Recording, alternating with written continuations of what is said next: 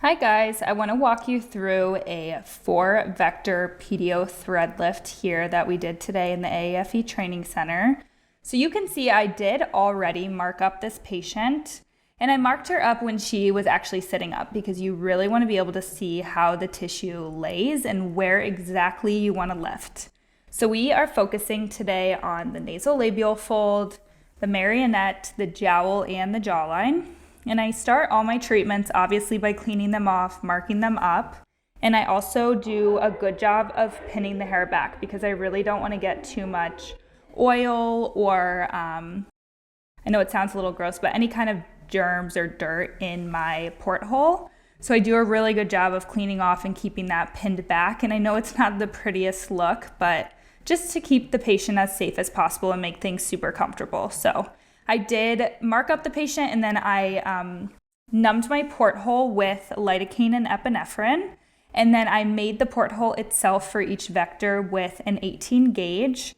And now I am going in here with my injectable numbing with a cannula. Now this can be kind of the most uncomfortable for patients just because it burns. And if you've ever had lidocaine yourself, you do know how uncomfortable it can be. So keep that in mind, just letting your patient know that and setting some realistic expectations with them is going to be super important. So here I am just making sure that I'm also in the right vector because this is me making my track now. And I'll thank myself when I'm also placing those threads and everything's easy breezy and I can just kind of fly through the treatment. So I'm numbing, making sure I'm in the right plane. And then once I have all of that done, I'm actually going to go through and place the threads themselves. So out of habit, I always start with the nasolabial fold. Why? I'm not completely sure. Maybe because I get a lift there and then I can kind of reassess the marionette. But once you kind of get in your routine and your habit, it's hard to move things. So here I am just kind of pushing through, making sure I'm in the right plane and not too superficial right around that nasolabial fold mark. And then once I'm absolutely happy with how everything looks, I'm going to release that thread itself and engage it and pull all the way out. So here I am just twisting, pulling that tissue up and pulling the thread all the way out. So once I'm all set with that, I'm going to move forward with the marionette thread itself. And you can also tell the patient's very comfortable now because we already numbed her. She's as comfortable as can be. And this actual thread is not uncomfortable because she's numb and sitting happily there, and you can tell that she's not in any extreme pain or anything like that, which is why that initial numbing and setting expectations with the patient is so incredibly important because this procedure can go really, really smoothly when you do that work initially.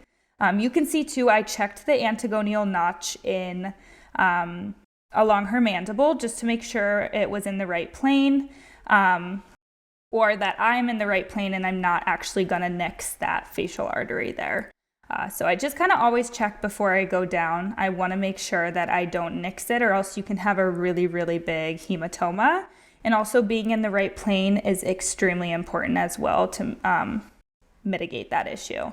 So with that being said, I am struggling a little bit to find the depth that I wanna get in. So I am just repositioning, double checking my work. The last thing you want to do is not be happy with where you have a thread placed. And if that's the case, then you can definitely have some complications. So depth is so incredibly important. So I already have 3 of my 4 vectors done. Again, assessing that antegonial notch, and then I am going to make my porthole again for this jawline. Normally, patients are very comfortable on the jawline just because you're already kind of numb from the other vectors and they already know what to feel, and their whole face is already a little bit swollen. They're feeling a little bit jittery from the lido and epi, which is not abnormal. That this makes this treatment really, really easy. It can be a little pinchy around the mouth. This patient was super comfortable, but important to tell patients that as well. And I just pulled the tissue out. I'm gonna pull everything taut and try to tighten things up, trim, clean off, and put a little bit of arnica. So here I am pulling things taut, making sure that I love how everything looks. This is one of the most satisfying things that you'll do with a thread lift just because you can kind of see the work that you put in. And here I am just trimming. Look at how much skin has pulled up. It looks incredible. And she has a little bit of immediate results, but her results are only going to get better with time. after the first couple weeks, normally I say 4 weeks is the start of seeing some results. And then 4 weeks to 12 weeks is really when that collagen starts to stimulate. So that's kind of when you can get some beautiful results there. So with that being said, I'm just smoothing everything out. I'm smoothing it out with Arnica, which is great for bruising, healing, post-care. And I'm just making sure that I don't see anything weird. So any puckering, anything that I don't like, anything that's too superficial, I'm just smoothing it all out. And then I will switch to the other side.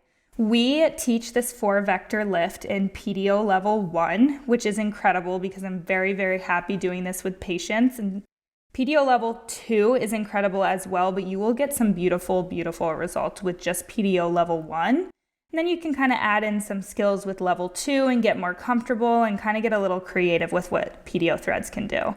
And they truly can do a lot. So we absolutely love this treatment for patients. Everybody is very satisfied with this. It's easy, it's safe, and we are huge fans. So just some Band-Aids and then I'll send my patient on her way.